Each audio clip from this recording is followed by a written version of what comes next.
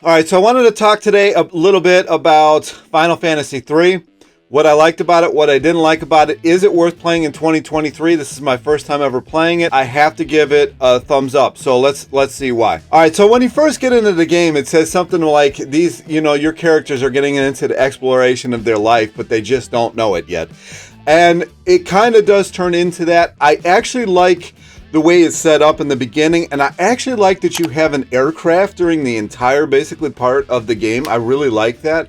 That way you can kind of just get across the map. I don't want to spoil things, but the map, changes a little bit as the story goes on. I thought the initial map looked a little small. I'm like, there's got to be more to this, and there was. I don't want to say anything more than that if you haven't played the game. The final boss, I do want to say this before I really get started. The final boss, you are definitely going to want to be at least a level 60, 61. By the time you get to that final boss, otherwise forget it. I mean, the spike, the crazy spike that goes into this final boss, the whole final tower, you really want to be leveled up. So I'm going to say that. Now, they did go back to the original magic system that they used in the first. I like that better. I just wish that it kind of was a combined MP and not the individual MPs, if you don't know what I'm talking about. Like level 1 magic, level 2 magic, level 3 magic, they'll each have their own column. So say like level 1 magic will have, towards the end, I think I had like 64. You could use it 64 times before you had a refill. I kind of still wish that they combined the MP from Final Fantasy II with the levels of MP or Final Fantasy III. And what do I mean by that? So I do like that you can just buy level 1 through 8 magic. I love that.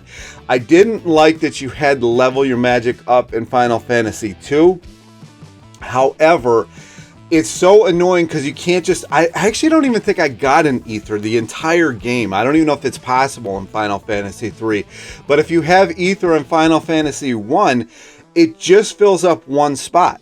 It's so annoying. So I really wish that they would combine... Maybe they do in Final Fantasy IV. I just started it yesterday, like getting in that first cutscene. But I wish they would combine them. That's like probably my biggest complaint about the game, because the pacing of this game is amazing. The storyline of this game is amazing. I think Sid is like a big character in the entire Final Fantasy franchise. You kind of come across him, or maybe they just use the same names in these games. I'm not 100% sure. But the storyline really is enjoyable, and it really keeps a good pace about it. So I definitely want to say that. Now, you're going to be introduced to this early in the game, and it's something that I kind of like, and I like the way they did it in this game. So you keep your initial 4 characters of the game. So, you're not going to keep changing characters. You do get people to kind of join your group, but they're not usable. They don't even go into battle. So you keep your first 4, but you have jobs. I don't know if this is the first time that Square Enix had jobs or not. And I'm still new to this job thing because I've never really been a huge Square Enix fan. Just because of the random encounters, just because of the huge difficulty spikes, I never really played it all that much when I was growing up because I just didn't feel like dealing with it. Like, I wouldn't say a busy kid, but I was kind of a busy kid. I had other things to do. And so I like the Zeldas where, there was definitely some difficulty to it, but it wasn't as bad as a lot of the Square. Well, actually, when I was growing up, it was Square and then Square Enix, like later on. There was not that much difficulty curve as there was in the Square games. So I didn't play them. Like my friends had them. We would kind of, take turns playing it.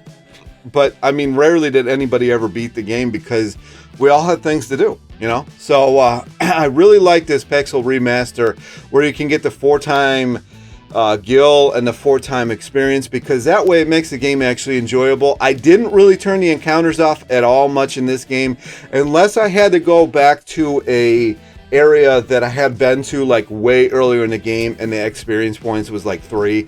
It's just not worth it then, so I would turn it off then. I was level 61 by the time I reached the final tower, so I did turn it off there because I just was like, you know how you get to that point where you're just like, you like the game, but you're like, you're done, you're moved on, and you just want to be done with the game. So I did turn it off for the final tower, and it didn't hurt me. Yes. So the jobs, learn the jobs. Maybe I experiment with the jobs. It was at one point, all 4 of us were dragoons, and I would just do jump, and it was like just destroying everything. So have fun with it. I will say this. I know the Onion Knight is supposedly really good when you're a high level, but I never found that to be the case. So if you're watching this, you haven't started this game, the Onion Knight, in my opinion, is absolutely worthless, especially in the beginning of the game. Don't use it. As soon as you get new jobs, get rid of that Onion Knight, man. That thing is useless. There's apparently some lore or something like that with this Onion Knight that I don't know about, so I'm not attached to this. So that, just get rid of it. All right, so music. Music is phenomenal. Absolutely phenomenal. I know you can switch back and forth, I think, but between the original, I haven't done that in any of the 3 that I've played. I'm not going to do that. The music really carries the game. Now, I know there's a limited scope of it, so, it kind of does get a little bit repetitive in some of the dungeons and some of the areas, but by and large, phenomenal. I will say this, too. I did do the old style graphic thing where it's kind of, I don't know, it looks kind of like it's on an old 4x3 CRT TV. I really like that. Play around with it for yourself. I think it actually adds a softer tone to it, because I got started playing 4 right after I beat 3, and it doesn't have that yet because it's in the beginning of the game, and I actually like it better with that graphic overtone, whatever it's called, on there. So play around with that. Play around with, if you really want the 4x guild, the 4x experience. I really like it. In this game, like I said, I really did not turn off the encounters because I had always heard about how hard that final boss is, and they definitely weren't lying. That final boss is no joke. So definitely, keep in mind for that. I know I've mentioned it 3 times. One thing I will say is you get a lot of new weapons in the game. And because of the job classes, you can't equip all of them. So you might want to just play around with the different job classes just to play around with the different equipment that you get. I will say the Scholar, I don't want to give too much away, but you will need the Scholar for a few things. And, there's going to be different situations where you really want everybody as a black mage. There's going to be different situations where everybody needs to really be a dragoon. A Dark Knight is one that you might want towards the later end of the game. There's one area that you might want the Dark Knight as everybody. So play around with it. I didn't sell any weapons in this game because they all come in handy. All right, I think that's it. I think that's all that I can really think of. Great storyline. I don't want to spoil it.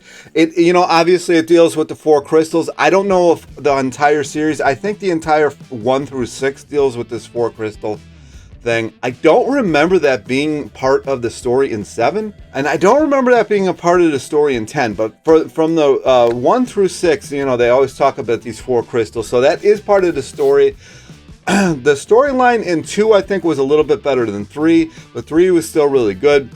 100% worth a playthrough. Well, I probably will never play it again, but I do own the game, so maybe I will, but I probably won't. But 100%, 2023, first time playing it, 100% recommend it. If you've never played the games before, if you haven't played 1 through 3 or 1 through 6, I would definitely say to start them off in order. It kind of, they don't feed off of each other, but you kind of get more of what to expect. So I definitely would go in order as far as that goes. And that's it. So off to number 4. Hopefully you liked this video. If you did, comments, questions down below. Like, subscribe, and I'll talk to you in the next video.